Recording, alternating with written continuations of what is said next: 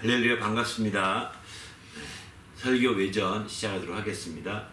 오늘은 이제 아버지께로부터 나오신 성령에 대해서 말씀 나누는데요. 말씀 한 구절만 읽고 또 외전 시작하도록 하겠습니다. 요한복음 15장 26절입니다. 내가 아버지께로부터 너희에게 보낼 보혜사 곧 아버지께로부터 나오시는 진리의 성령이 오실 때에 그가 나를 증언하실 것이요. 이 말씀 한 구절만 읽고 시작하도록 하겠습니다. 오늘 이제 설교를 통해서 설교 전후에 있었던 비하인드 스토리를 좀 나누고 또 듣고 난 후에 또 우리가 궁금했던 부분들 함께 나누는 시간입니다. 이 설교 외전 시간은 또 함께 좋은 시간으로 여러분이 해주시고 또 뿐만 아니라 이제 온라인 상으로도 여러분 설교 듣고서 궁금한 사항이 있으면 이렇게 거기다가 이렇게 메모해 주시면 제가 설교 외전을 통해서 또 말씀을 드릴 수도 있습니다. 아직은 이제 거기에 댓글 남겨준 분이 없어서 또 얘기를 못 드리는데 어쨌든 일부 예배 생중계한 예배에 참여하시면서 설교에 대해서 궁금한 부분이 있다거나 그러면 질문해 주시면 이 설교 외전을 통해서도 반드시 또 한번 짚고 말씀드리도록 하겠습니다. 그렇게 활용해 주시면 좋을 것 같고요. 또 오늘 말씀 또 설교 외전 시작하기 위해서 질문부터 받도록 하겠습니다. 저는 하나 궁금했던 게 그 설교 도중에 그리스도 저희들은 하나님을 믿는 게 아니라 예수님을 믿는 거다 이런 식으로 말씀을 하셨던 것 같은데 뭐 제가 잘못 들은 걸 수도 있긴 한데 근데 이게 저는 너무 헷갈린 게 예수님과 하나님이 이게 뭔가 그냥 뭐라 해야 되지? 일단 저희 또 그 교회 표어라 해야 되나? 하나님을 기쁘시겠는데 예수님을 믿는 거라니까 저는 조금 처음 믿는 입장에서 혼동이 조금 왔어. 그럴 것 같습니다. 이제 처음에 제가 이제 우리 그리스인들은 예수 그리스도를 통해서 하나님을 믿는 것이다 이렇게 말씀드렸죠. 그 얘기를 바꿔 말하면 예수를 믿음으로 하나님을 믿는 것이다 이렇게 말씀드렸는데 하나님을 믿는 거죠. 그런데 예수 믿는 것과 하나님 믿는 것인데 여기서 중요한 것은 예수를 믿음으로 하나님 믿는 거지 하나님 믿음으로 예수 믿는 것 이 거꾸로는 안 된다는 거예요. 그 뜻이거든요. 왜냐하면 하나님을 믿는 것은 범신론적인 개념에 하나님, 전능자 뭐 이런 개념들을 쓰거든요. 일반 신에서 최고의 권위자, 최고의 능력자를 우리는 하나님이라고 부르는 거잖아요. 이스라엘에서는 알라라고 부르겠죠. 근데 하나님 믿죠. 예수 안 믿어도 하나님 믿는 사람 많고 불신자도 하나님 믿거든요. 하늘을 믿지 이런다고요. 하나님은 우리가 기독교 하나님은 하늘에 계신 하나님이기 때문에 하늘을 믿는다고 해도 그 하나님 믿는 거라고 이렇게 생각을 하거든요. 그래서 이제 그런 것과 오해되지 않게 하려고 우리는 기독교잖아 그리스도교기 때문에 그리스도를 믿어야 되는 신앙이다 이렇게 강조를 한 거예요. 이해되시죠? 그래서 우리가 예수를 믿음으로 하나님을 믿는 것이지 왜 예수가 하나님의 아들이시라고 한다면 아들이 혼자 툭 튀어나올 수 없거든요. 그 아들을 낳은 아버지가 당연히 있는 거예요. 믿지 말래 믿을 수밖에 없는 거예요. 또 예수가 그리스도라고 우리가 믿으면 그리스도라는 것은 기름 부음 받다, 보냄 받다 이런 뜻이거든요. 그래서 그러면 당연히 그가 보냄받은 사람이면 그를 보내신 분이 있는 거잖아요. 그 보내신 분이 누구냐? 그분이 바로 전능하신 하나님이신 거죠. 또 아들을 보내신 분이 그 낳으신 아버지신 거죠. 그래서 예수가 그리스도라고 믿으면 당연히 하나님 믿는 거예요. 하나님 믿지 않으면서 그렇게 믿을 수가 없는 거죠. 또 예수가 하나님의 아들이라고 믿으면 하나님은 아버지라고 당연히 믿는 거예요. 안 믿을 수가 없습니다. 그런데 이제 반면에 반대는 안 된다는 겁니다. 하나님을 믿으면 예수가 그리스도라고? 아니 예수만 보내나 또 보낸 사람도 있는데 이런 식이 될 수 있다는 거예요. 그러면 제2 예수, 제3 예수를 생각하는 거고 제4 예수를 생각하는 거고 이런 식이 돼가지고 신앙이 왜곡시키는 거예요. 거기서 하나님은 똑같이 얘기하는데 그래서 이단들이 나오는 거거든요. 예수를 믿음으로 그래서 우리는 하나님을 아버지를 믿고 예수를 믿음으로 하나님을 믿는 거죠. 예수를 초월해서 하나님을 직접 믿을 수 없다. 제가 표현을 좀 강하게 쓰느라고 예수를 초월해서 하나님을 다이렉트로 믿을 수 없다. 이렇게 표현도 했거든요. 얘기는 무슨 얘기냐면 예수를 초월해서 하나님을 직접 믿게 되면 그건 범신론적인 하나님을 믿는 것일 수도 있거든요. 그래서 그런 신앙은 우리의 기독교 신앙과 거리가 있다. 이렇게 생각이 드는 거죠. 그래서 우리는 주님 안에서 기독교 신앙이 참된 기독교 신앙이 되려고 한다면 무엇보다도 이런 전체적으로 예수에 대한 초점을 놓치지 말아야 된다. 요한복음 14장 6절 말씀도 인용했었는데 바로 나는 길이요 진리요 생명이니 나로 망치 않고는 아버지께 갈 자가 없다. 이런 말씀도 했거든요. 그러니까 예수를 말미암아 아버지께 가고 아버지를 믿고 아버지를 순종하고 아버지께 가까이 가는 길이 예수로 말미암아 열리게 되는 거죠. 그렇지 않으면 우리 신앙이 예수를 초월하기 쉬워요, 사실은. 그래서 그 부분에서 예수에 대해서 초점 둔 신앙을 가져야 된다. 이렇게 말씀을 드리고 싶었던 거죠. 그럴 때 마침내 우리가 이제 신앙이, 그래서 가장 중요한 것은 인자를 누구로 하느냐? 베드로에게 물어봤을 때 마태복음 16장 16절에 보면 주는 살아계신 하나님의 아들이시요 그리스도이십니다. 이렇게 베드로가 고백을 하거든요. 살아계신 하나님의 아들. 그러면 주는 살아계신 하나님의 아들이라고 인정하고 시인하고 믿으면, 그 시인하고 인정하는 게 믿는 거거든요. 믿으면 그러면 그를 낳으신 아버지를 믿는 거예요. 아버지 없이 하나님의 아들이 없으니까. 또 이제 주는 그리스도이십니다. 그리스도라는 건 기름 부음 받아서 보냈다 이런 뜻이거든요. 주가 기름 부음 받아서 보냈다는 거예요. 그러면 그를 보내신 분이 있다는 얘기잖아요. 그분이 누구냐? 전능하신 하나님이신 거죠. 네. 그래서 그 고백을 할 때 예수님이 기뻐하시죠. 바요나시모나 네가 참으로 복이 있다 하면서 바로 이를 알게 하는 하나님 아버지시다라고 얘기하시거든요. 네. 바로 이렇게까지 이제 알게 한 것은 하나님께서 그 하나님 주는 살아계신 하나님이 아시고 그리스도라는 고백이 굉장히 중요한 게 여기 있는 거예요. 그래서 그런 고백을 통해서 우리의 신앙이 중심을 딱 잡게 되는 거죠. 그래서 우리가 아주 거룩한 척 하면서 하나님을 직접 믿으면 더 좋지 않냐 이럴지 모르겠지만 아닙니다. 예수로 말미암지 않고서는 하나님께 갈 수도 없고 믿을 수도 없고 순종할 수도 없고 하는데 한계가 있습니다. 그래서 항상 예수의 중심을 놓치지 말아야 되겠다는 거예요. 근데 이거는 또 성령도 마찬가지예요. 성령이여 임하소서, 성령이여 막 역사하소서 막 그러니까 성령께 직접 다이렉트로 기도하는 것처럼 오해하거든요. 아닙니다. 성령께 다이렉트로 기도하는 것이 아니라 이제 성령이 다이렉트로 성령만 붙들고 늘어지는 것이 아니라 예수를 붙들고 늘어져야 됩니다. 왜냐하면 성령도 예수를 증거하시고 성령도 예수를 자꾸 이렇게 돋보이시거든요. 성령이 오시면 내게 들은 것들을 기억나게 하신다 그러잖아요. 성령도 예수에게 초점 두고 자꾸 드러내세요. 이렇게 아까 앞서 말씀드린 대로 하나님에게 초점 둬야 할 이유는 하나님도 예수에게 자꾸 증언하시고 예수에게 심판도 맡기시고 예수가 말하는 것들이 옳다. 넌 저의 말을 들어라. 이렇게 하면서 예수에게 몰아주시거든요. 하나님 아버지도. 왜? 자기 아들이니까. 자기가 보낸 자니까 저의 말을 들어라. 그래야 합당한 것이다. 라고 자꾸 이렇게 몰아주신다고요. 이렇게 하듯이 정말로 예수를 초점 둔 삶을 살게 되는 것과 똑같은 것 같아요. 성령도 마찬가지. 예수의 말씀을 기억나게 하시고 생각나게 하시고 예수를 증언하시고 이렇게 막 성령이 다른 거 안 하십니다. 예수께서 약속하신 것이니까 지키시고 막 이러시는 거거든요. 그러니까 정말 우리는 겉보기에 우리가 말할 때 한쪽을 강조하다 보면 예수를 쓱 스쳐 지나가서 예수님 하나님을 붙들어라. 또 예수님을 쓱 스쳐 지나가서 성령을 의지하라 이렇게 얘기하는 것 같지만 실제로는 예수를 항상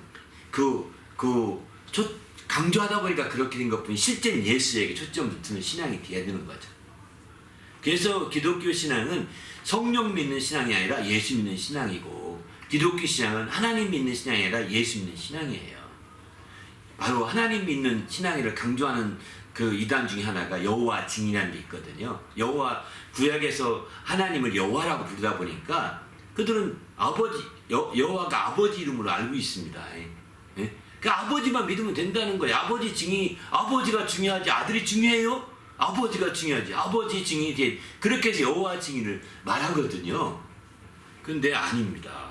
아버지가 중요한 게 아니라 아버지는 아들에게 초점 두고 있어요. 저는 내 사랑하는 아들이 내 아들이니 정말 너희는 그의 말을 믿으라 들으라 이렇게 말씀하신 거거든요. 사랑하는 아들이라고 말씀하신 분이 사랑하는 아들이라고 한 거 보면 예수님의 아버지인 거 분명하다고요. 그분이 말하기를 그의 말을 들으라 이렇게 했거든요. 마태복음 17장에 보게 되면. 그러니까 살아계신 아버지는 아들에게 막 밀어주는데 우리는 아들 싫어요. 아버지만 믿을 거예요. 이러면 맞는 거 아니잖아요. 그죠? 이게 그 여호와 증인은 그래서 아주 안 좋은 거죠. 신앙적으로 잘못된 신학을 갖고 있게 됩니다. 그 여호와 증인은 기독교가 아닙니다. 정말 그들이 율법을 지켜서 가요. 그러나 여호와 증인과 비슷하게 율법을 지키는 안식교인이 있습니다. 안식교인은 그런데 여호와 증인과 다르게 아버지를 믿는 신앙이 아니라 예수 믿는 신앙이거든요. 그래서 그들이 율법을 지켜서 유대인들과 비슷하게 살지는 모르겠지만 이제 예수를 믿으면 나는 이당이다 감히 정죄해서는 안 될 것 같습니다. 저는 안식교가 이당이다 라고 목숨 걸고 저는 주장하지 못하겠어요. 네. 하나님이 판단하실 것 같아요. 단지 율법을 지키고 율법 안에 머물러 있는 것은 뭔가 성경적으로 또 잘못 접근한 거다. 이건 분명하거든요. 그러나 그들도 예수를 분명히 믿고 예수가 구주로 믿고 예수가 살아계신 하나님의 아들이시고 그리스도라고 믿는다고 한다면 그들을 이단이라고 난 목숨 내놓고 하겠소 하는 사람이 있다면 난 말리고 싶어요. 말리고 싶어요. 이해되죠? 그냥 여호와 증인은 그렇게 해요. 아버지 증인, 여호와 증인이라는 거예요. 아버지를 믿어야 아버지가 중요하지 아들이 중요합니까? 실제 이렇게 말을 해요. 근데 기독교는 아들에게 초점된 신앙입니다. 성경 한번 진짜 읽어보시면 그런 차원에서 아들에게 초점된 신앙이어서 제가 강조하다 보니까 아버지는 믿지 않아도 된다. 아들만 믿으면 된다. 이렇게 오해 아닌 오해가 나올 수도 있거든요. 저는 아버지도 믿어야죠. 당연히. 그렇지만 아들을 믿어서 아버지를 믿어야 되는 거죠. 이해되시죠? 그리스도를 믿어서 그를 보내신 하나님을 믿어야 되는 거죠. 예수 그리스도를 믿어서. 그래서 예수가 하나님의 아들이시고 예수가 그리스도라고 믿으면 모든 게 다 해결되는 거예요.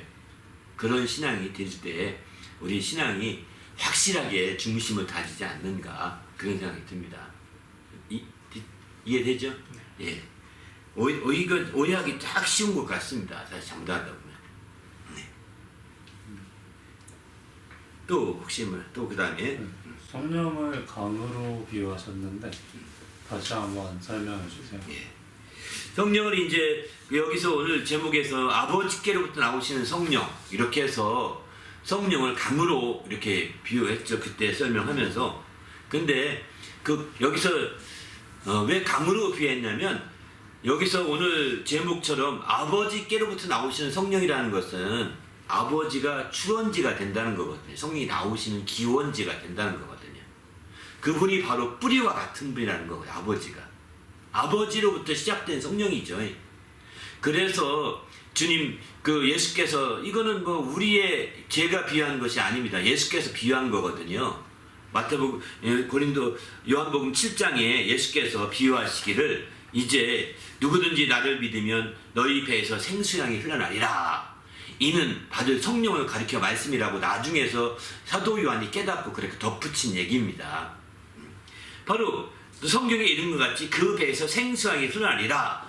요한복음 7장 38절에 예수께서 이렇게 직접 말씀하셨어요. 그런데 왜 생수의 강으로 생명수가 아니라 생수의 강으로 비유하셨느냐는 거죠. 강은 알다시피 출원지가 있어야 합니다. 생명수는 그냥 물 졸졸졸 흘러나와 될지 모르지만 강물은 출원지가 있어서 시원지라고 그러죠. 시작한 거기서 물이 나와서 그 물이 끊어지지 않고까지 흘러가야 되는 거거든요. 근데 세상의 샘은 얼마 지나면 말라버립니다. 세상의 샘은 말라버리거든요. 근데 강은 말라버리지 않는 시원지가 있어야 되는 거예요. 말라버리지 않는. 말라버리면 강이 말라요. 마른다고요. 그 물이 흘러서 바다까지 땅끝까지 가야 되는 거거든요. 이런 강을 가리켜 말하는데 성령은 이제 바로 아버지에게서 흘러나오되 끊이지 않고 나오는 거죠. 그래서 끊이지 않고 나온다는 차원에서 나오시는 성령, 나오신다는 표현을 쓰는데 이 나오신다는 것은 현재 진행형으로 표현하고 있는 거거든요. 성령이 아버지에게 나오시되 그냥 나오시는 한 번 나오고 끝나는 것이 아닙니다. 한 번 나오면서 그 다음에 딱 중단되는 것이 아니라 계속해서 나오시는 거예요. 아니 그런 성령이 어딨냐 이렇게 말할지 모르겠습니다. 아버지에게 나오신 성령은요 한 번 나오시면 끝장난 성령이 아닙니다. 아버지 나온 성령이 계속 이어져 흘러내려오는 거거든요. 누구에게까지? 나에게까지요. 그렇게 흘러내려온 성령이시기 때문에 그래서 생수의 강으로 비유하고 있는 거거든요. 예수님이 그걸 몰랐으면 생수의 강으로 말씀하셨겠어요? 그렇게 아시니까 생수의 강으로 비유하시는 거예요. 바로 그 생수강이신 그 성령이 아버지로부터 만약에 뚝 끊어졌다. 그 시원지지만 거기서 메말라 버렸다. 그러면 강이 안 되는 거예요. 거기서 증발되거나 사라지고 마는 것이죠. 중간에서요. 그러면 강이 아니라고 강으로 비유할 수가 없다는 겁니다. 이제 생수의 강으로 예수님이 성령을 이렇게 비유했던 것은 바로 아버지로부터 나오는 성령이 계속 이어서 나오는데 그런 표현을 그래서 아버지께로부터 나오시는 성령이라고 현재 진행으로 표현하고 있는 거죠. 지금도 나오시는 성령입니다. 아버지께로부터 나에게 나오시고 아버지께로부터 다른 성도에게 나오시고 아버지께로부터 다른 분에게도 나오시고 이렇게 성령 받은 분에게 계속 나오시는 거예요. 아니 그런 게 어디 있어요? 한번 성령은 인격적인데 어떻게 물로 이렇게 비유할 수 있어요? 제가 비유한 거 아닙니다. 예수님이 비유한 거거든요. 제가 비유했다면 그렇게 비유하기 이게 이렇게 비유해도 되나? 이렇게 생각했을 텐데 예수님이 성령은 생수양으로 비유했을진데 그리고 이렇게 나오시는 성령이라고 말씀하신 거 본다면 바로 성령이 계속해서 하나님으로부터 출원된다고 우린 이 어려운 말로 그 표현도 쓰는 거죠. 아버지에게 처음 시작한 성령이시고 그 성령이 지금도 계속해서 나오시는 거죠. 이 나오신다는 차원에서 날출자서 출원된다 이런 표현을 쓰거든요. 그래서 아버지가 출원지신 거예요. 그래서 생수의 강이 흘러나오게 되는데 그 강이 땅끝까지 그게 강이 흐르다가 중간에 말려버리면 강이라고 안 합니다. 그게 계속 나오니까 중간에 마르지 않고 계속 흘러가게 되는 거죠.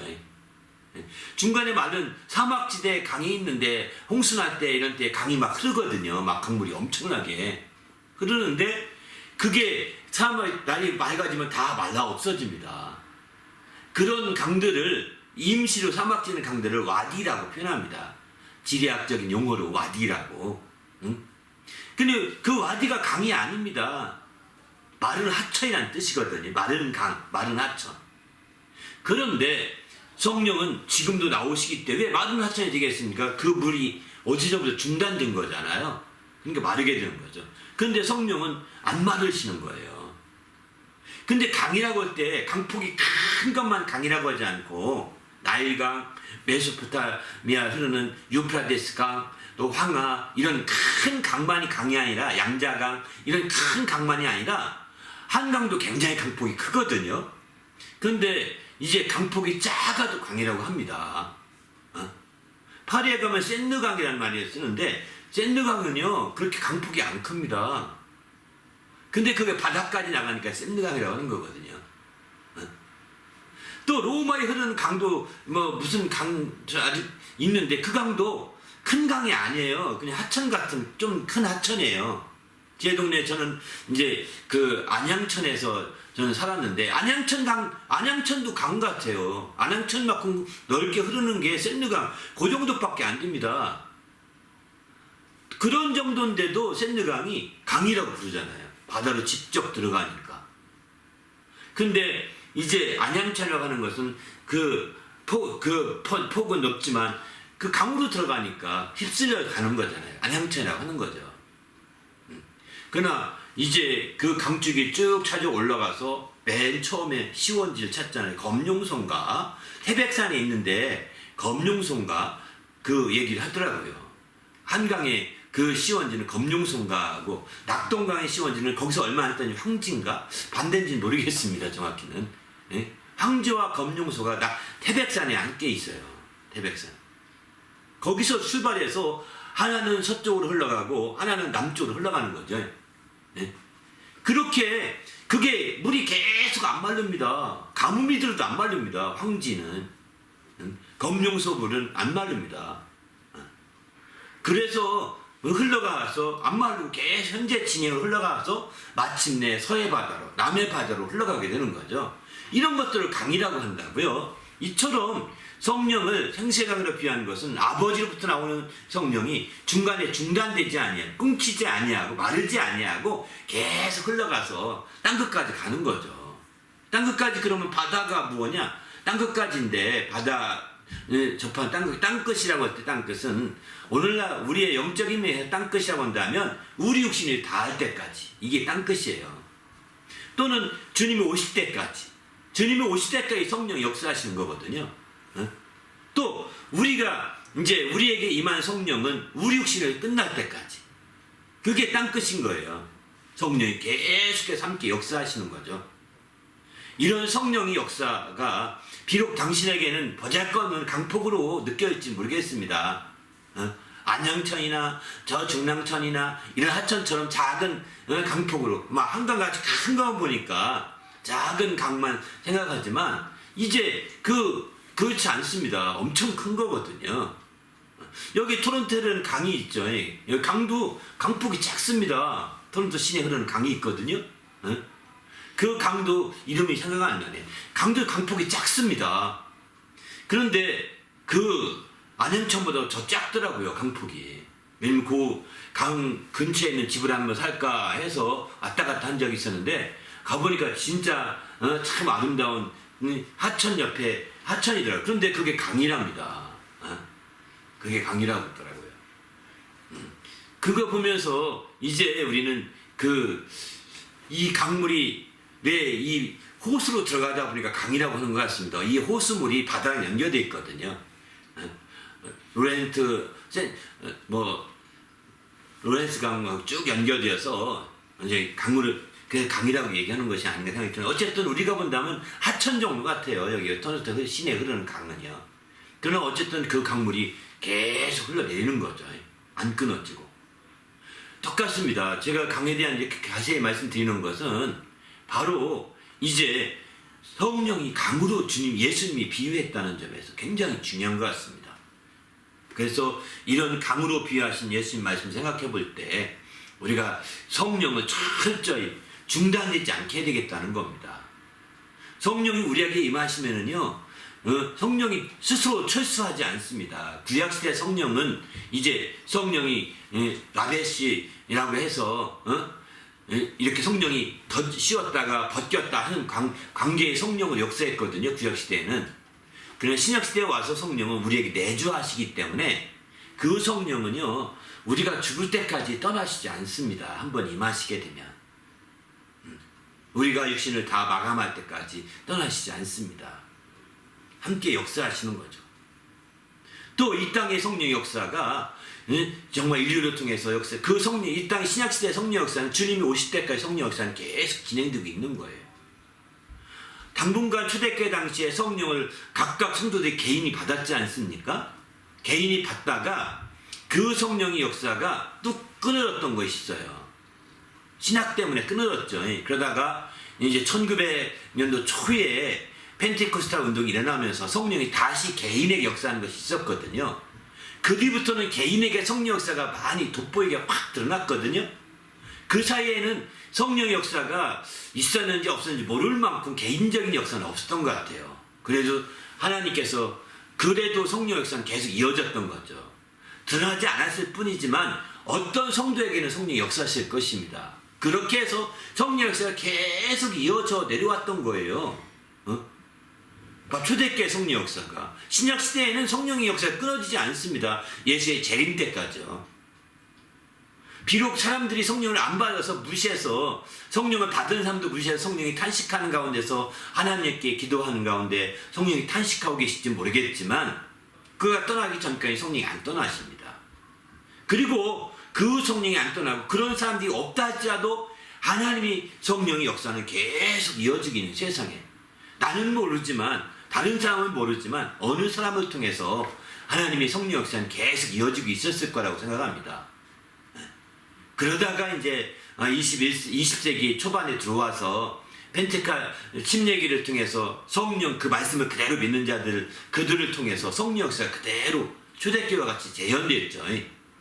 그렇게 재현되어서 오늘날은 성령 역사가 초대교회에 똑같은 역사가 일어나고 있다라고 오늘날은 많이 그렇게 믿죠. 많은 이 운동을 우리는 펜테코스탈 운동이라고 표현합니다. 바로 이렇게 되어서 지금은 성령 역사가 우리 가운데도 역사하는 것도 경험하고 저도 성령을 받았습니다.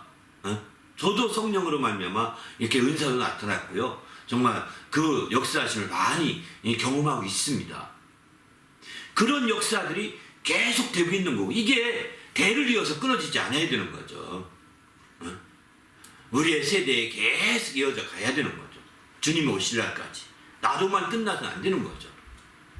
그렇게 될 수 있도록 우리가 생수량의 역사가 이어져야 된다 생각을 합니다. 이런 생수의 역사가 이어지시기를 예수님의 이름으로 부탁을 드립니다. 할렐루야. 그래서 이제 아버지께로부터 나오시는 성령을 강조하는 거예요. 사실은 아버지께로부터 나오시는 성령을 강조하는 게 바로 생수량이신 성령이라고 볼 수가 있는 거죠. 그래서 땅까지 흘러가는 거죠. 그 성령의 역사로 말미암아서 이렇게 성령의 역사가 당대로 끝나지 않고 다음 세대로 주님이 오신 날까지 계속 흘러가는 그런 생수경의 역사가 이어지시길 바랍니다. 할렐루야. 저는 우리 모두가 이 일에 드려지고 이 일에 정말 큰 역사가 있어야 된다고 확신합니다. 성령을 받을 때 각각 회개하고 성령을 받는다 하셨을 때 각각 이런 개념이 어떤 의미가 있는지? 예. 저는 그 각각 회개하여 제상을 받으라 그러면 성령을 선물로 받으리니 라고 사도행전 2장 38절에서 이제 베드로가 이렇게 설명하지 않습니까? 그때 각각 회개한다는 말이 굉장히 중요한 것 같습니다. 모계가 아닙니다. 공동으로 성령 받는 것이 아닙니다. 공동으로 성령 받으면 각각 회개할 필요가 없거든요. 대표만 해도 되거든요. 성령을 역사하는 공동으로가 아니라 각각 하나님과 각각 트는 거예요. 하나님 앞에서. 그러니까 은행 계좌를 표현한다면 하나님 앞에 각각 은행 계좌를 열어야 되는 거예요. 우리는 은행 계좌 하나 가지고서 막 그것을 분할시켜서 너도 쓰고 나도 쓰고 다 공동 계좌를 쓰는 것도 있지 않겠습니까? 이렇게 성령의 역사는 그렇게 진행되지 않습니다. 성령의 역사는 각각 회개해서 하나님 앞에 직접적으로 계좌를 트고 그 연결돼야 되는 거죠. 그러니까 나도 그 하나님 앞에 직접 각각 회개해서 하나님 앞에 직접 1대1 관계로서 성령의 역사, 성령의 관계가 터져야 되고 아들도 하나님의 그 1대1로 하나님과의 각각 회개해서 1대1로 하나님 앞에서 계좌 성령 역사의 관계가 터져야 되는 거죠. 손자도 마찬가지죠. 이렇게 하나님 앞에 각각 회개해서 제산 받아서 성령의 선물을 받아서 성령과 관계가 터져야 되는 겁니다. 뿐만 아닙니다. 100년 전에 선배도 그렇게 해야 되고 앞으로 20년 후에 아니 수백 년 뒤에 나타날 후손들도 마찬가지 그렇게 해서 성령과 각각 회개해야 되는 거예요. 아 우리 조상이 성령 받았으니까 나도 성령 받은 조상의 자손이니까 성령이 내게 있어요. 응? 피는 이렇게 상속이 되지만 성령은 상속이 안 됩니다. 피는 유전이 되지만 성령은 유전이 되지 않습니다. 우리 신앙은 유전이 되지 않습니다. 각각 신앙을 가져야 됩니다. 우리 신앙은 각각 회개해서 신앙을 가져야지 우리 신앙은 상속되거나 유전되거나 이어서 되지 않는 거죠. 이거 심각한 문제거든요. 많은 사람들은 그냥 우리 아버지가 좋으니까 아주 아닙니다. 그 조상들이 기도해서 한두 가지 혜택 보는 건 있을 겁니다. 당신이 안 믿어도. 안 믿어도 혜택 볼 수는 있긴 하겠지만 그 정도지 신앙이 상속되는 건 아닙니다. 성령이 상속되는 것이 아닙니다.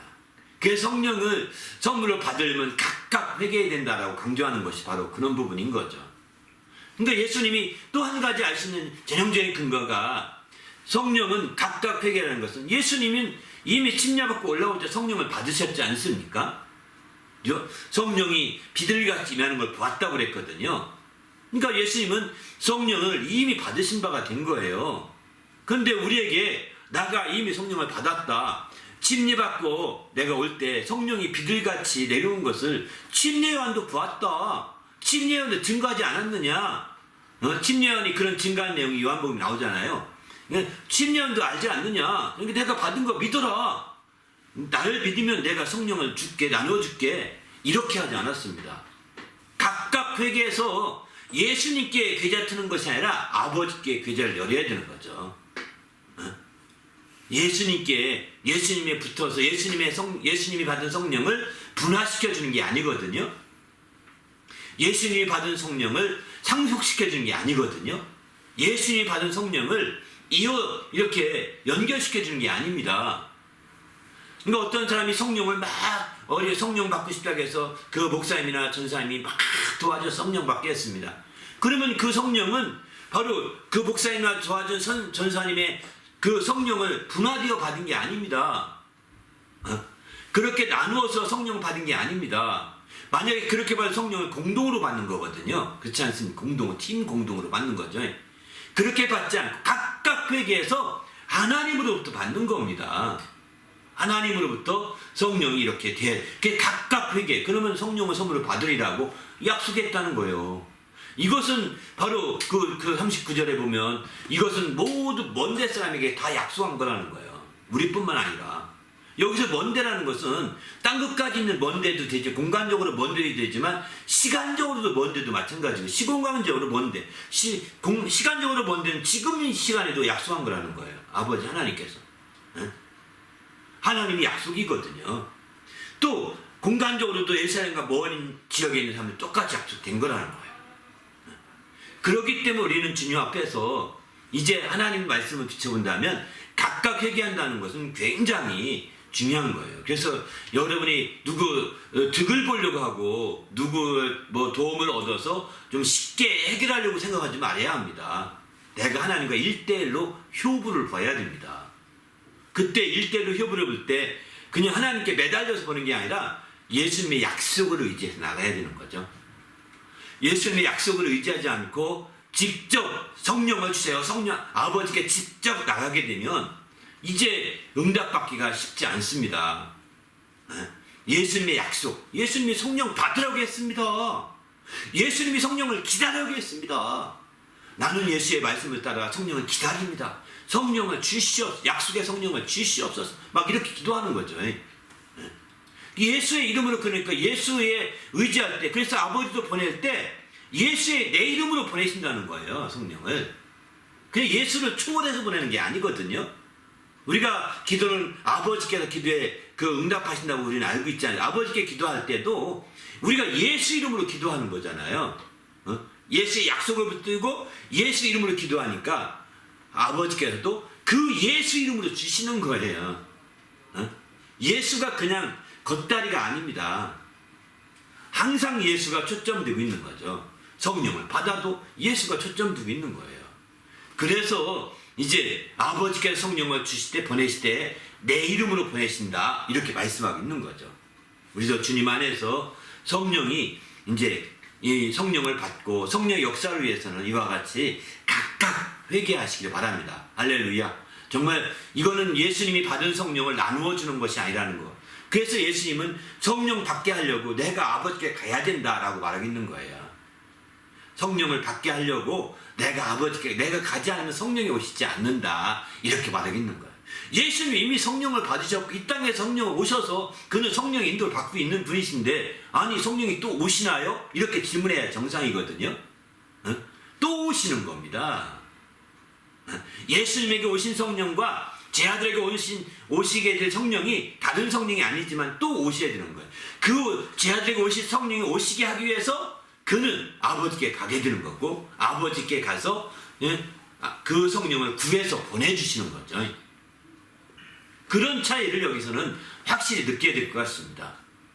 그래서 이제 그러면 그 성령이 다른 거냐? 다르지 않습니다. 같은 거예요. 그러면 한번 또 어떤 걸 질문할 거예요. 그러면 예수님도 성령 받고, 나도 성령 받고, 저 형제도 성령 받고, 저 목사님도 성령 받고, 저 집사님도 성령 받고, 저 어린 학생도 성령 받았으면, 아니 성령이 수십 개네요? 아니 수백 개인가요? 그게 가능한 얘기인가요? 이렇게 얘기할지도 모르겠습니다. 우리가 인간의 눈으로 볼 땐 그렇게 느낄 수도 있겠죠. 성령, 우리 안에 계신 성령을 수백 개, 수천 개, 아니 수십억 개 같이 느낄 수도 있겠죠. 이건 그런데요, 성령이 수십 개, 수백 개 이렇게 보실 것이 아니라, 성령은 마치 그 데이터 센터가 하나밖에 없잖아요. 그럼 데이터 센터에서 모든 것을 다 다운받듯이 거기서 그 공급받아 우리가 모든 것 되는 것이 되듯 직접 데이터 센터가 직접 연결돼야 되는 거거든요. 뭐 인터넷이 하면 라우터가 있으면 중간에 라우터에게서 수십 대가 한꺼번에 동시에 접속이 가능하지 않습니까? 이렇게 되는 것처럼 라우터는 하나라는 겁니다. 데이터 센터는 하나라는 겁니다. 그게 바로 성령이시고 그 성령과 다이렉트로 연결되는 거죠. 그래서 그렇게 라우터를 연결해서 그렇게 접속하게 되는 거죠. 이런 오늘날은 아마 이해하기 쉬울 것 같아요. 이렇게 이해하시면 쉬운데, 그렇지 않고 성령을 낫게 된 성령으로만 생각하고 어떻게 성령이 수백 개요, 수천 개요, 수억 개냐 이렇게 말하는 사람이 있다면 아마 성령을 한 인격체로 보시고 한 분 인격체로 보시면서 혼란스러워할 것 같습니다. 그러나 성령은요, 이제 수십억 아니 수천억이라 하더라도 성령이 그렇게 역사할 수 있는 거 전능하신 분이시거든요. 각각 다르게 역사할 수 있는 거거든요. 그러나 그 성령은 한 성령이십니다. 성령이 수억 개가 아니고 수십억 개가 아니고 한 성령이십니다. 예수님께 임했던 성령, 제 아들에게 임했던 성령, 오늘날 우리에게 임했던 성령, 또 내가 받은 그 성령, 다 한 성령이세요. 시대가 다르게, 환경이 다르게 접속됐을 뿐인 겁니다.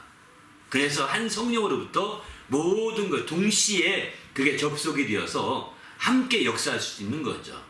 어떤 분은 수천 명의 성도들과 모여서 거기서 성령의 역사가 있고 성령이 임재하기를 기도합니다. 그럼 수천 명으로 성령이 갈라져서 임재하냐고, 세상에 그런 게 어딨냐고, 성령을 모독해도 이루 말할 수 없다고 이렇게 말하는 경우도 있는데, 모독이 아닙니다. 성령은 각각 역사할 수 있습니다. 전능하신 하나님이 역사하실 때 계좌 하나밖에 없겠습니까? 생각을 해보세요. 계좌가 한 계좌로 모든 게 다 그럼 공통계좌로 하는데, 공동계좌로 하는데 그렇게 해서는 혼란스러워서 살지 못합니다. 그러니까 이 성령은 한 성령이 역사가 수갈래로 동시에 접촉하는 인터넷 시대와 똑같은 무선이로 접속되는 겁니다. 그렇게 성령 역사를 각각 경험하고 성령을 받게 되는 거죠. 그리고 성령의 인도를 받아서 우리가 성도로서 참된 길을 가게 되는 거죠. 이런 정말 멋진 신앙생활 되시기 바랍니다. 오늘날은 그래서 옛날에 저도 그게 이해가 안 됐습니다. 참 각각 성령이 수십 개로 보이는데 어떻게 이해되지? 저도 이게 고민이 있었는데, 이거 계속 기도하면 누구 질문해도 대답을 제대로 못 하더라고요. 전능하니까 가능하니 믿어 이렇게만 얘기하더라고요.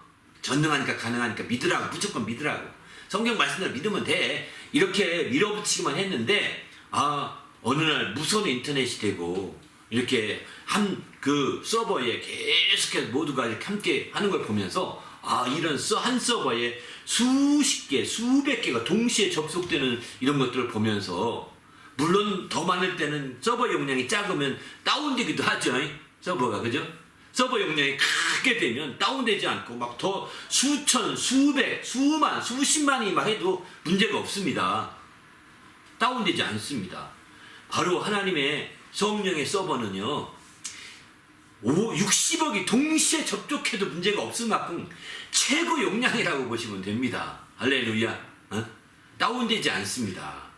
그러나 한 성령이고 한 성령의 역사이기 때문에 우리는 거기서 어떻게 누가 접속해도 같은 성령 역사를 경험할 수가 있는 거죠. 할렐루야. 우리가 경험한 성령 역사는 예수님이 경험했던 성령 역사와 다르지 않습니다. 또 구약시대 성도들이 경험했던 성령 역사와도 다르지 않습니다. 양상만 조금 다를 뿐이지만 같은 한 성령 역사거든요. 그래서 우리는 정말 신약시대에 와서 각각 회개한다는 게 굉장히 중요하다고 저는 생각합니다. 하나님과 각각 계좌를 터야 됩니다. 각각 그 서버에 접속이 돼야 됩니다. 각각. 그렇게 접속되기 전에 필요한 건 뭐냐? 회개해서 죄상을 받아야 되는 것입니다. 그래야 여러분 접속하려면 여러분이 비밀번호를 넣고 또 여러 가지 또 물어보지 않습니까? 또 중요한 서버일수록 여러 가지 그 과정이 있지 않습니까? 이런 게 과정을 걸쳐야 들어갈 수 있거든요. 그 서버에요. 그런 것처럼 각각 회개하고 죄산 받는 게 가장 중요한 비밀번호입니다. 이 서버 접촉에. 그래서 각각 그렇게 하면 그 서버에 직접 접속이 되어서 이제 당신도 성령의 놀라운 역사를 함께 누릴 수 있을 것입니다. 할렐루야. 네. 네.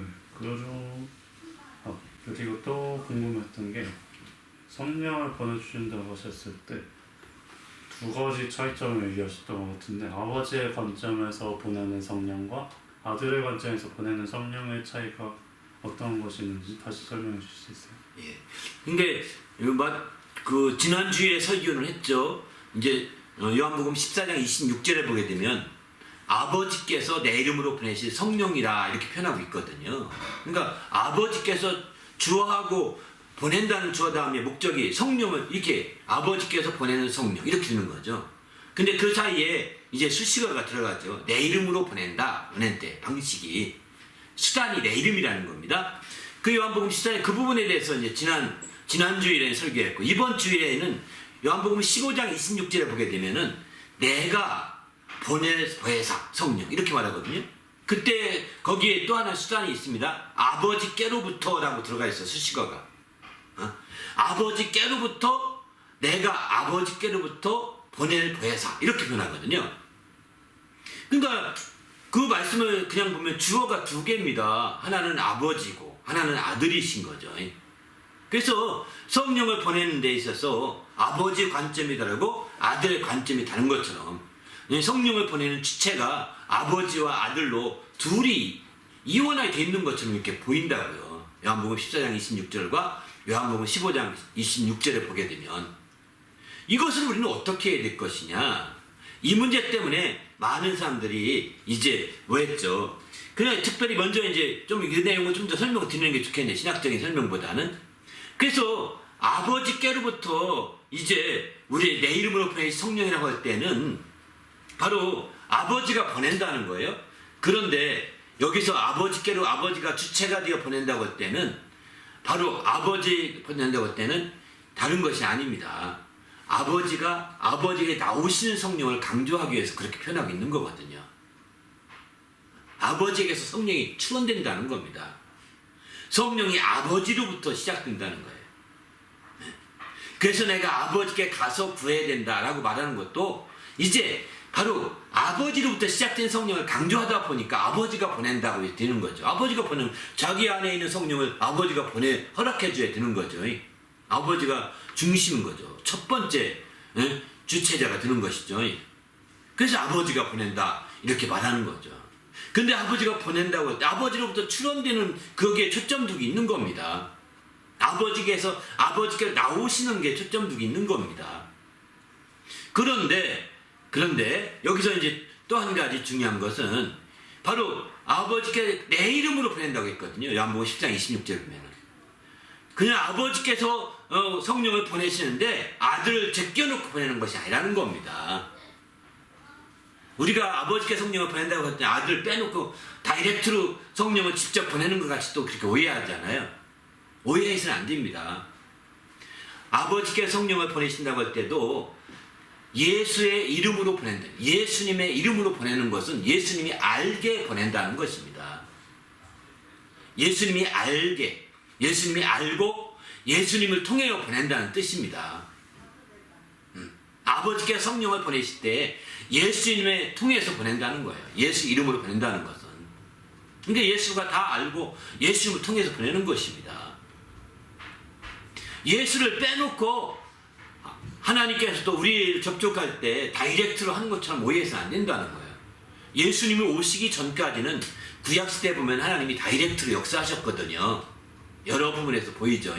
모세에게도 하나님이 다이렉트로 나타나셨죠. 그때 다이렉트로 나타나서 이제 모세에게 계시하고 명령했던 하나님의 이름을 여호와라고 부릅니다. 여호와라고. 구약에서는 여호와가 선지자들에게 다이렉트로 나타나서 계시하시고 이렇게 말씀을 주시죠. 나 여호와가 말하노라 하면서 이렇게 말하잖아요. 그래서 신약에 와서는 다이렉트로 하지 않습니다. 왜? 아들을 보내셔서 아들을 세우시는 거거든요.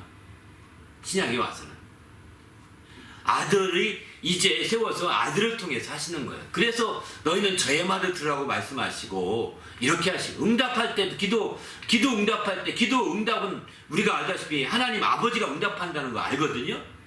우리가 하나님께 기도하지 않습니까? 단지 우리는 예수 이름으로 기도하는 하나님께 기도하죠. 예수의 말씀과 예수의 이름을 의지해서 하나님께 기도합니다. 그러면 하나님이 응답하시는데 그냥 다이렉트로 우리에게 떡 떨어진 것이 예수에게 예수 이름으로 또한 응답하는 거예요. 그 이름으로 응답하시고, 그래서 예수님이 그 모든 걸 아신다는 거예요. 예수님을 통해서 응답하시는 거죠. 그러니까 우리가 응답을 더 확실히 받으려면 예수님을 붙들고 늘어지셔야 됩니다. 예수 이름으로 기도한다는 것은 예수님을 붙들고 늘어진다는 뜻입니다. 예수를 초월해서 막 가서 절간에 가서 기도하고 우상 앞에 기도하듯이 막 그렇게 다이렉트로 기도하려는 사람들이 많은데 이건 다 이방인의 기도죠. 그러니까 구약시대도 이렇게 다이렉트로 기도했습니다. 예수님 오시기 전에. 그래서 그들은 자기의 의를 내세웠습니다. 내가 얼마나 하나님 앞에 헌신했는지, 내가 얼마나 하나님 말씀에 힘썼는지 하나님 알아달라고.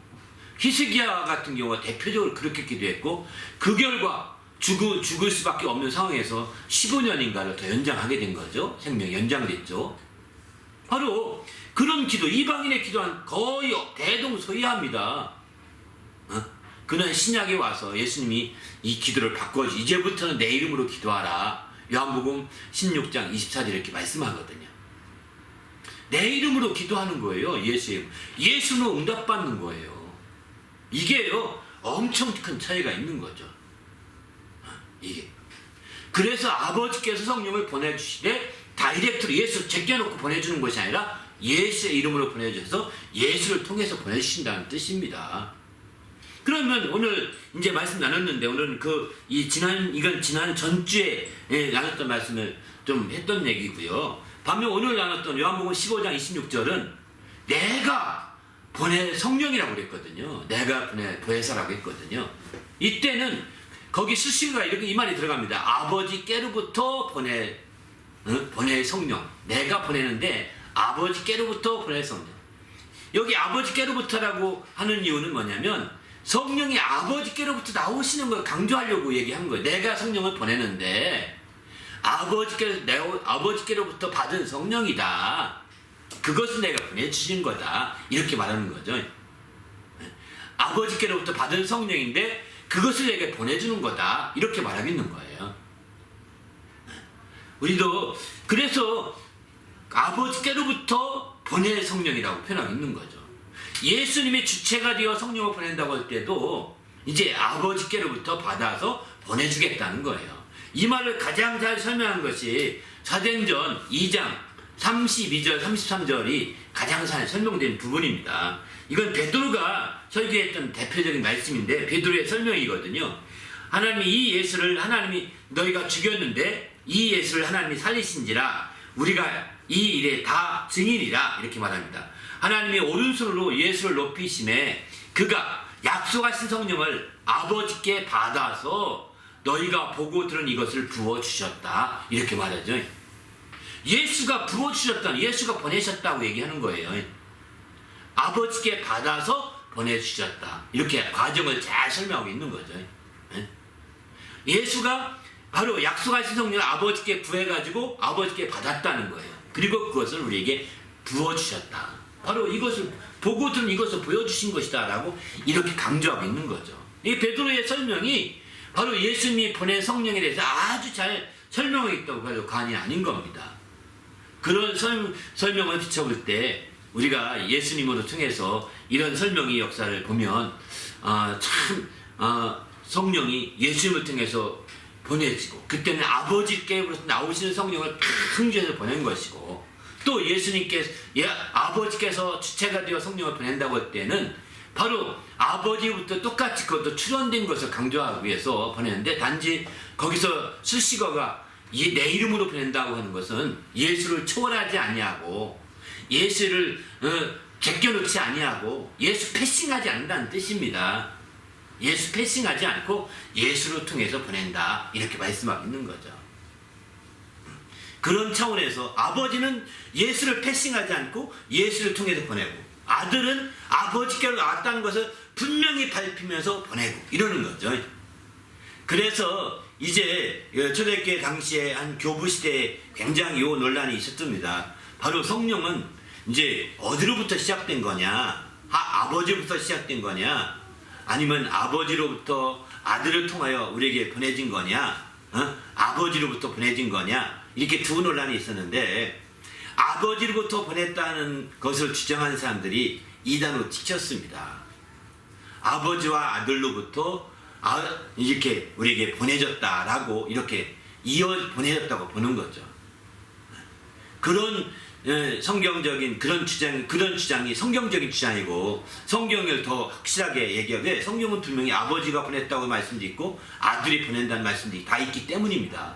그래서 아버지와 아들이 보낸 성령이라고 봐야 되는 거죠. 이렇게 해야 바람직한 거죠. 근데 이 성령은 예수가 받은 성령과 예수가 받은 성령을 보내주는 성령이 아니라는 겁니다.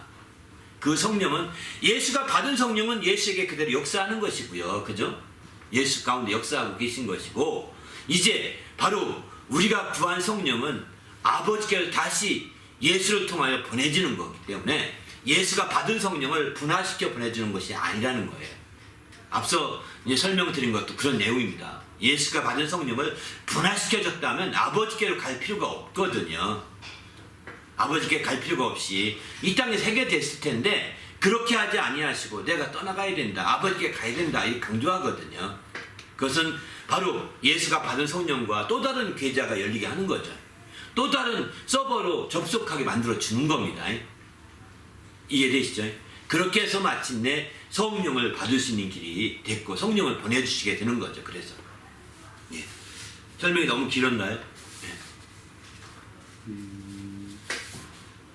이번에 설교하시게 되면서 새롭게 알게 되신 부분들이 어떤 건가요? 저는 이 말씀을 마지막으로 제가 설교 들으면서 이제 떠올랐던 말씀 중에 한 가지가 이제 그 생세강의 성령의 역사가 굉장히 중요하다는 걸 다시 한번 생각하게 됐습니다. 그러면서 이사야서 말씀이 이렇게 생각이 나더라고요. 일부 예배 때는 그게 몇 장 몇 절이 정확히 몰라서 생각만 났는데 이 부배 설교 준비하면서 이사야서 41장 18절과 이사야 43장 19절 두 구절을 좀 제가 찾아서 이 말씀을 인용하려고 합니다. 이게 이제 오늘 마지막 저에게 영감으로 생각나게 하신 말씀, 성령이 생각나게 하신 말씀 중에 하나인데 바로 생수의 성령을 생수강으로 비유했는데 이 생수의 강이 정말 역사가 처음에는 보잘것이 없는 것 같다는 거예요. 처음에는 그게 보잘것없이 느낄 수가 있다는 겁니다. 왜냐하면 예수님이 이사야서에 예언하기를 하나님께서 이사야를 통해서 이렇게 예언하죠. 내가 마지막 때 새 일을 행하리니 광야에 길을 내고 사막에 강을 내리라 이렇게 말씀하거든요. 그 주님의 강을 낸다 할 때 저는 이해가 안 됐습니다.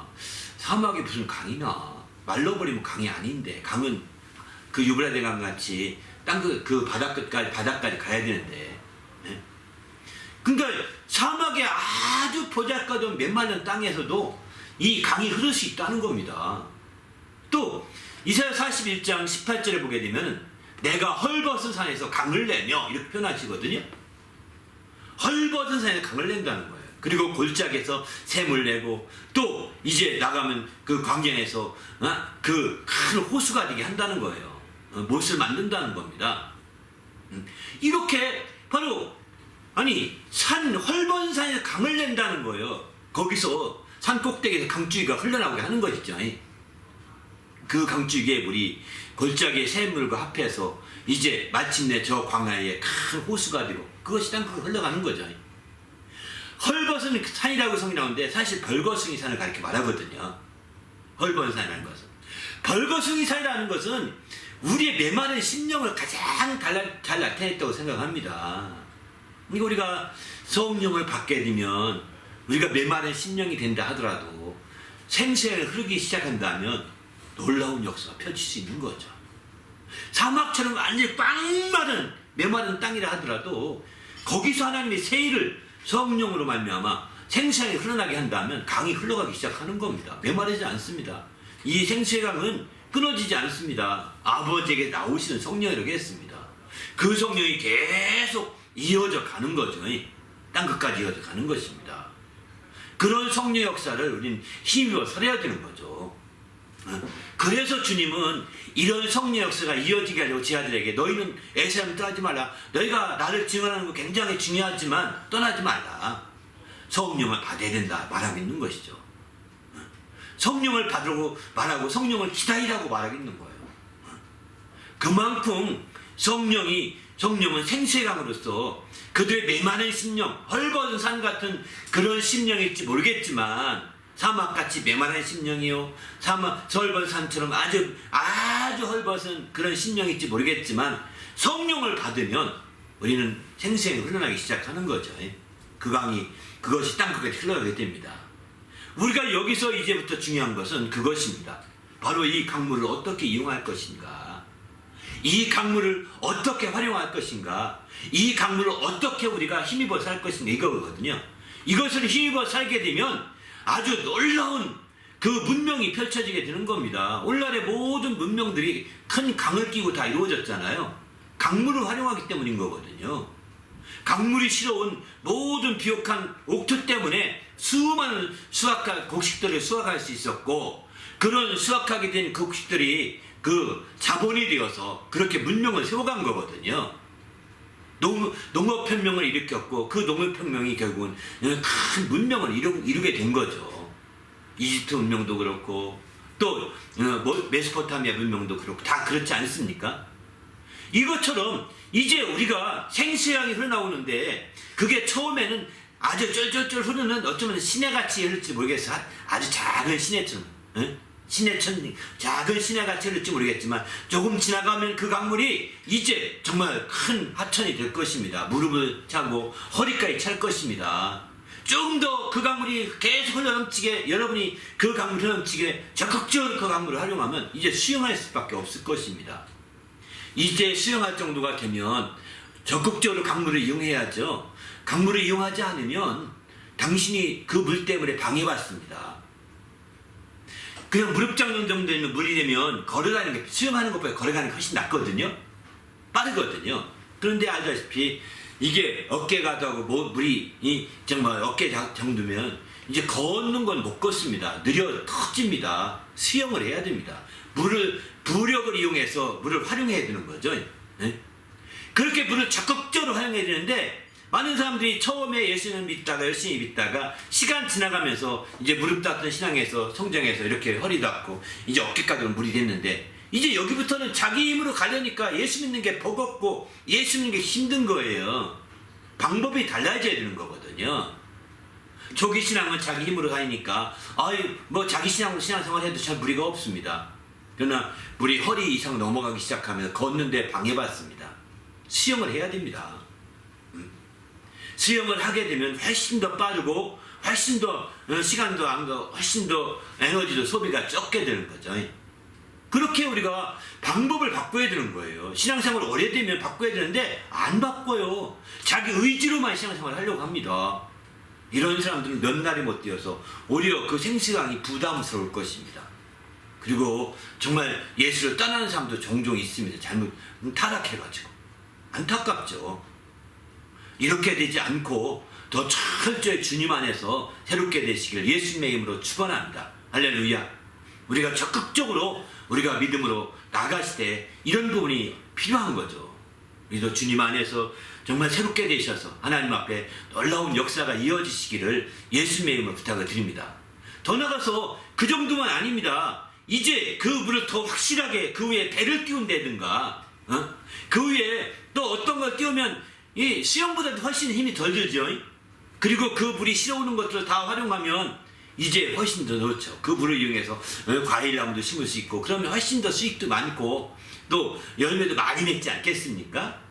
이렇게 되면서 영적인 문화가 문명이 발전돼 가는 거예요. 그 영적인 행복이 더 축적되는 겁니다. 영적인 그 기쁨이 더 많아지는 겁니다. 이렇게 많아질 수 있기를 바랍니다. 그럴 때 마침내 우리가 주님 안에서도 새로워질 수 있는 거죠. 우리도 주님 안에서 이렇게 새롭게 되어서 정말 하나님 앞에서 정말 놀라운 역사 있길 바랍니다. 우리가 그래서 주님이 성령을 인도를 받으면 주님이 새 일을 행하신다는 그 역사를 경험할 수 있게 되는 것이죠. 성령 인도를 받으면 나를 통해 새 일이 펼쳐질 수 있습니다. 광야에 길을 내시고 또 사막에 강을 내시고 헐벗은 산에도 강을 내셔서 정말 놀라운 역사가 펼쳐지는 거죠. 이런 모든 역사가 생수의 강이신 성령으로 말미암아 가능하다는 것입니다. 우리가 적극적으로 성령으로 살고 성령으로 힘입어 삶으로 말미암아 이렇게 주님 안에서 더 행복한 생활 또 결실하는 열매를 맺어가는 생활이 되시기를 예수의 이름으로 부탁을 드립니다. 할렐루야. 감사합니다. 여기까지만 하십시다. 감사하고요. 어쨌든 주님 안에서 우리가 성령을 이끌어서 하나님의 큰 성령의 사람이어서 여러분 모두가 올 한 해 성령으로 큰 생수양이 나를 통해서 막 쫙 펼쳐지시기 바랍니다. 할렐루야. 그러면 놀라운 행복이 놀라운 결실이 놀라운 열매가 이 생수의 강을 통하여 펼쳐지시다 생각합니다. 에스겔서에 보게 되면 성전 미문에서 이렇게 이제 물줄기 하나 흘러나오기 시작하는데 그 물이 1,000축 지나갔더니 무릎에다 1,000축 지나가 허리에다 1,000축 지나갔더니 수영할 수밖에 없다고 했어요. 그리고 그 물이 나중에 가보니까 바다까지 흐르게 되는데 아라비아 바다까지 흐른다고 했어요. 그러는데 가보니까 거기에 많은 물고기가 들어오고 좌우에 많은 나무들 생명수 나무들이 열리고 막 나무들이 열매 맺어서 그 열매로 아주 풍족한 삶을 사는 것을 에스겔서는 이렇게 말하고 있거든요. 이게 마치 생수강이신 성령의 역사를 비유로 말씀하는 것 같습니다. 또 이제 이런 역사가 또 새 예루살렘에 가게 되면 거기도 이제 마찬가지죠. 정말 생명수 강가에 그 생명나무가 열려서 쫙 펴있는 모습을 요한계시록 21장 20장에 나오지 않습니까? 그 생명수 강가인 거예요, 이게. 성령의 역사로 이렇게 펼쳐지는 것을 비유적으로 보여주는 것이 아닌가 생각이 듭니다. 이처럼 성령으로 말미암아 열매해질 수 있습니다. 올 한 해 우리 교회 피워대로 내 영혼아 성령으로 이제 결실하자, 열매 맺자 이런 한 해 피워로 우리가 신앙생활 하는데 꼭 성령으로 살고 성령으로 행해서 성령으로 결실하고 열매 한 해가 되시길 예수의 이름으로 축원합니다. 할렐루야.